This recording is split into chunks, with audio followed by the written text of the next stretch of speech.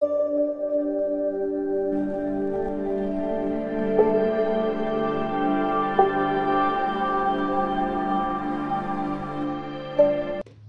ভোটে ঢাকে কাটি পড়ে গেছে। ইতিমধ্যেই তৃণমূল কংগ্রেস 42টি আসনে প্রার্থী তালিকা ঘোষণা করে দিয়েছে।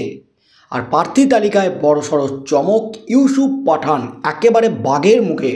বহরমপুরে একেবারে অধীর গড়ে অধীর চৌধুরীর বিপরীতে দাঁড় করিয়েছে তৃণমূল ইউসুফ পাঠানকে টিকিট দিতেই কিন্তু তোলপাড় একেবারে রাজ্য রাজনীতি।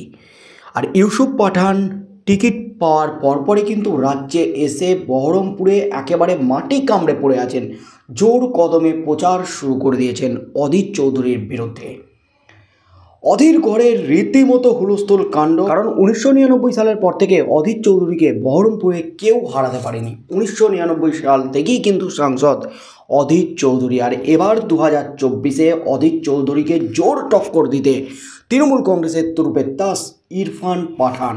আর ইরফান পাঠান নির্বাচনী প্রচারে যা করলো তাতেই কিন্তু এবার চরম ফ্যাসাদে, চরম বিপাকে নির্বাচন কমিশনের চরম নির্দেশ এবার ইউসুফ পাঠানকে। এই মুহূর্তের সবচেয়ে বড় খবর, নির্বাচন কমিশন সতর্ক করলো ইউসুফ পাঠানকে সতর্ক করে নির্বাচন কমিশন যা বার্তা দিল তাতেই কিন্তু নতুন করে শোরগোল একেবারে রাজ্য রাজনীতিতে।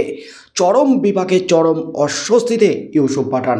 এই মুহূর্তে সবচেয়ে বড় খবর, তৃণমূলের ভোট প্রচারে ইউসুফ পাঠানের ভোট প্রচারে এবার পড়ল বাধা।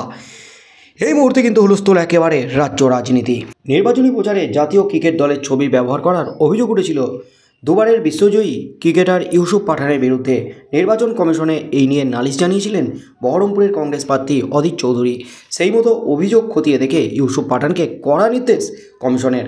ভারতের জাতীয় ক্রিকেট দলের কোনো ছবি বা ভিডিও প্রচারে ব্যবহার করতে পারবেন না তিনি এবং তার দল তৃণমূল কংগ্রেস। এই মর্মেই কিন্তু ইউসুফ পাঠানকে কড়া নোটিশ দিয়েছে নির্বাচন কমিশন। ইউসুফ পাঠানকে কমিশন লিখিত নির্দেশ দিয়েছে, জাতীয় দলের ছবি তিনি নির্বাচনের প্রচারে ব্যবহার করতে পারবেন না। ইতিমধ্যে যত এ ধরনের ছবি ব্যানার প্রচারের কাজে ব্যবহার করা হয়েছে সব সরিয়ে ফেলতে হবে। এই নির্দেশে এক প্রকার ধাক্কা খেলেন পাঠান এবং তৃণমূল। অন্যদিকে কমিশনের পদক্ষেপ নৈতিক জয় হলো অধীর এবং কংগ্রেসের, এমনই মনে করছে ওয়াকিবহল মহল। উল্লেখ্য, 2007 টি20 এবং 2011 ক্রিকেট বিশ্বকাপ জয়ী ভারতীয় দলের সদস্য ছিলেন পাঠান। 11 বিশ্ব জয়ের মুহূর্তের একটি ছবি, যেখানে অন্য সতীর্থদের সঙ্গে সচিন টেন্ডুলকরও উপস্থিত রয়েছেন, এমন একটি ছবি নিজের নির্বাচনী প্রচারের ফ্লেক্সে ব্যবহার করেছিলেন পাঠান। বহরমপুর কেন্দ্রের বিভিন্ন জায়গায় সেই ছবি প্রচার করা হয়েছে। তাতে নির্বাচনী বিধিভঙ্গের অভিযোগ তুলে কমিশনের দ্বারস্থ হয় কংগ্রেস। তাদের দাবি ছিল বিশ্বকাপ জয়ের মুহূর্ত গোটা দেশের কাছে গর্বের এবং আবেগেরও। রাজনৈতিক স্বার্থে সেই আবেগকে কাজে লাগানো উচিত নয়। কংগ্রেসের অভিযোগ পেয়ে মুর্শিদাবাদের জেলা শাসকের কাছে রিপোর্ট তলব করে কমিশন। কেন সচিনের ছবি ব্যবহার করা হয়েছে, সেক্ষেত্রে কোনো বৈধ অনুমতি নেওয়া হয়েছে কিনা তা খতিয়ে দেখা হয়। ইউসুফ অবশ্য বলেছিলেন, আমি ভারতের হয়ে খেলে গর্বিত। সেই গর্বের মুহূর্ত যদি তুলে ধরা হয় তাতে কোনো অন্যায় আছে বলে মনে করি না। কিন্তু পাঠানের যুক্তি কমিশনের কাছে ধোপে টেকেনি। আর ইউসুফ পাঠান যা করেছেন তাতেই কিন্তু তোলপাড়। তৃণমূলের প্রচারে কার্যত ভারতীয় জাতীয় দলের ছবি, বিশ্বকাপ জয়ের মুহূর্ত, অর্থাৎ মানুষের আবেগে কিন্তু সুরসুরি দেওয়ার কাজ করেছিলেন। ভোটারদের আবেগে সুরসুরি দিতে চেষ্টা করেছিলেন, যাতে সেই আবেগে সুরসুরি দিয়ে ভোটটা নিয়ে নেওয়া যায়। ইউসুফ পাঠান এও জানিয়েছিলেন যে তিনি অনেক কষ্ট করে, অনেক চেষ্টা করে ভারতকে জিতিয়েছিলেন বিশ্বকাপ।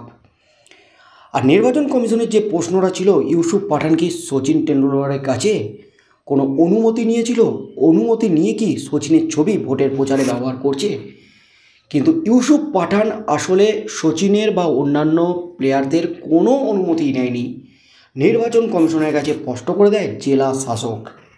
আর জেলা শাসকের রিপোর্ট যাওয়ার পরপরই কিন্তু অবশেষে নির্বাচন কমিশনের কড়া স্টেপ ইউসুফ পাঠানের বিরুদ্ধে।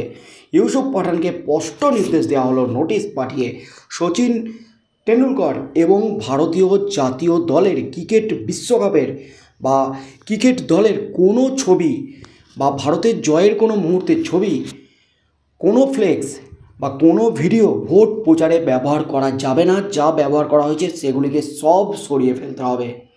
এমনই কিন্তু বিস্ফোরক নির্দেশে কেঁপে উঠল রাজ্য রাজনীতি। অর্থাৎ তৃণমূলের ভোট প্রচারে ইউসুফ পাঠানের ভোট প্রচারে বড় সড় ধাক্কা। আগামী দিনে কি হতে চলেছে রাজ্য রাজনীতিতে? ইউসুফ পাঠান ভার্সেস অধীর চৌধুরী। বহরমপুর থেকে কে শেষ হাসি হাসতে চলেছে? কারণ 1999 সালের পর থেকে আর অধীর চৌধুরীকে কেউ হারাতে পারেনি বহরমপুর কেন্দ্র থেকে। এবার 2024 সালের লোকসভা নির্বাচনে বহরমপুর লোকসভা কেন্দ্রে তাল কাটে কিনা, নাকি ফের জয়ী হন, ফের শেষ হাসি হাসেন অধীর চৌধুরী?